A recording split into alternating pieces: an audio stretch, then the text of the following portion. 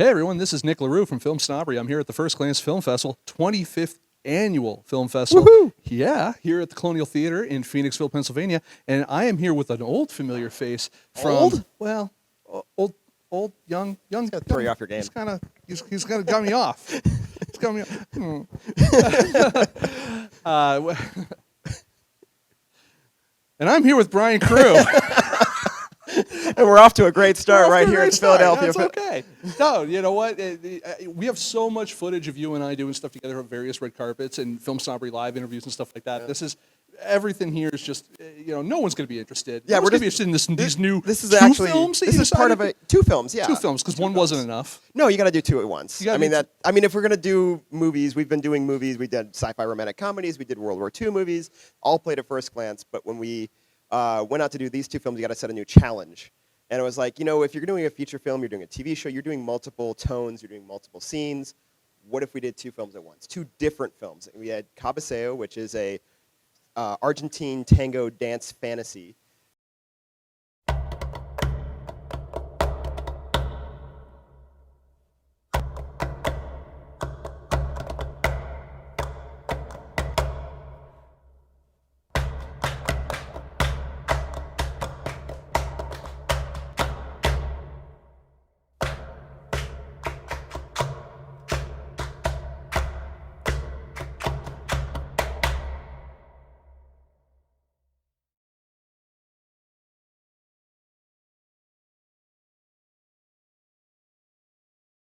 And then which no dialogue. Yeah. It's all visual. Because why not? Why not? And then in the same location with the same crew in the same week, we did Flat Earther, which is one take, two actors, all dialogue based on a stage play. I was reading about this group, the Flat Earthers. Oh, God, right. One of these jokers took a level on a plane to show that it didn't move. 12 million hits on YouTube. The video debunking it, 1.5 million. That's embarrassing. And I don't just mean that you're keeping track of those numbers. Government's got so many secrets. Yeah. It's hard to not be skeptical of things like Tuskegee out there. JFK.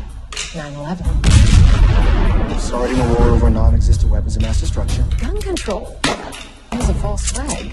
12 students and 3 teachers were shot dead. Not everything they show you is real. Now the whole we faked the moon landing thing, it's... Oh. Kidding. I'm kidding.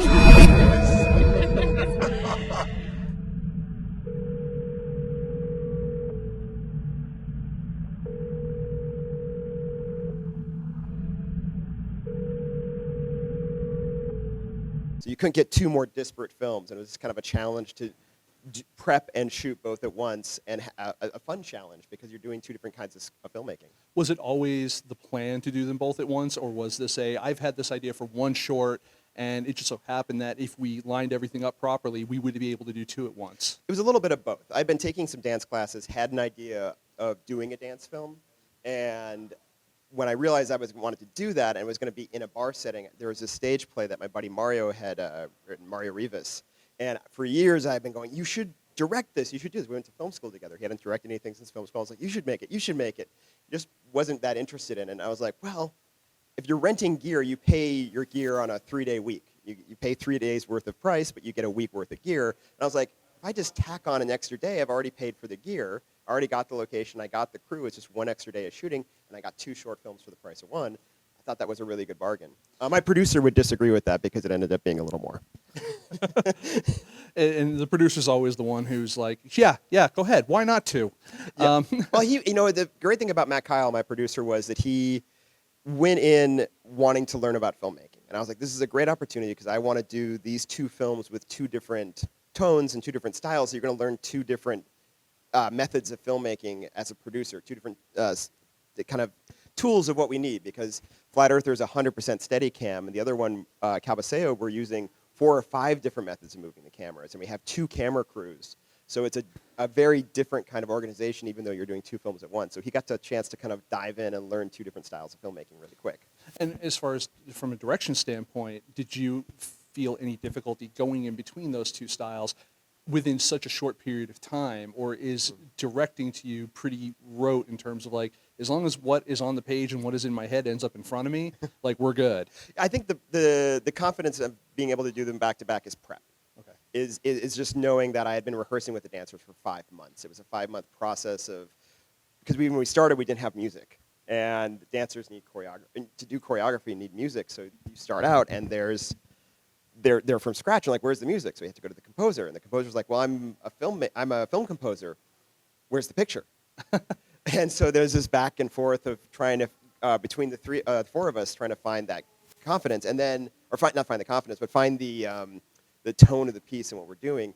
And then with the other film, Flat Earther, we had the text, but we wanted to change it. The actors had points of view. I had points of view. The producer had points of view. Everyone these days has points of view, it seems like. Everybody does. And the film was about, People with a certain point of view. Yeah, surprise, the movie Flat Earther is people about points of view. And so we did a lot of improv. We had a lot of conversations. And then so we had 5 weeks of rehearsals with that to get that ready to go. So when we got there, everybody, the actors and the dancers and everybody knew what they were doing.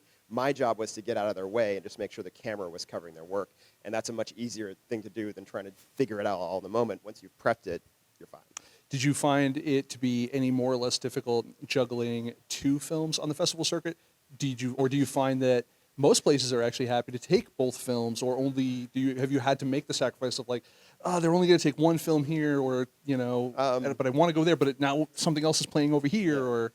I mean, no festival has kind of really given me the choice of which one or the other. It's interesting to see some festivals, like FirstGlance, which we love, takes both films and they enjoy both tones. Some festivals are definitely they lean one way or the other. There's definitely, and it's kind of interesting to see how that plays. But right now, even though they've not all played the same festivals, they've played the exact same number of film festivals. Oh, that's crazy. So it actually evened out this week, where they're neck and neck. So it's just kind of fun, which is means they're both finding acceptance in their own little corners. You and I have been in the trenches, so to speak. I think we're in a couple of different trenches, but we're both there. We've been for a little while now. The trenches meet up. The trenches, they're adjacent trenches. Yes, they're connected. Trench trenches. adjacent. Yes. Right.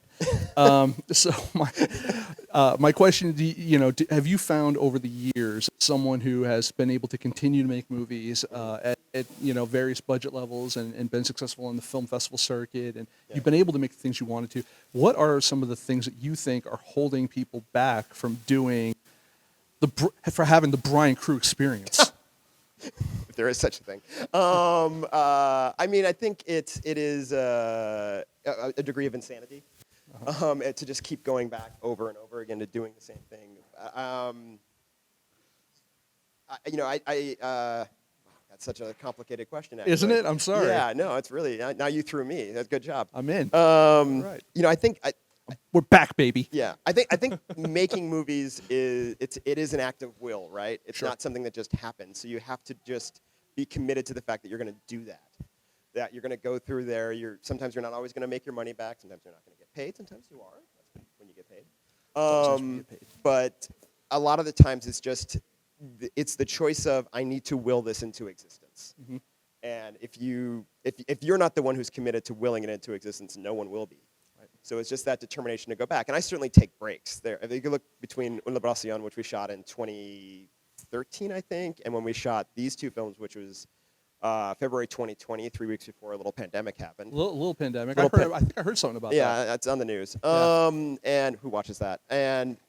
But that's a big 7-year gap between projects. And I was writing features. I was writing TV series, trying to get other things going, and then finally it kind of just built up as a filmmaker. It's like, I need to shoot something, and so but it is that kind of just, I don't know what else to do, so I make movies.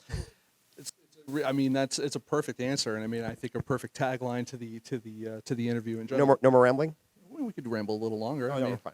Come on, ramblers, let's get rambling. Yeah. Right? There you go. All right. Hard drinkers, let's drink hard. Exactly. Yeah. All right. So, I want to thank you for coming to the FirstGlance Film Festival. Thanks for here at the 25th annual. I mean, that's a long time. That's huge. You've been here a few times. I have had films here, but this is my first time at the FirstGlance Film Festival's Philadelphia. I'm happy to be here. Happy to be here. Happy to have you. Thanks much. Thank you, sir. All right. Felt like we should have a handshake at the end of that. That's a thing.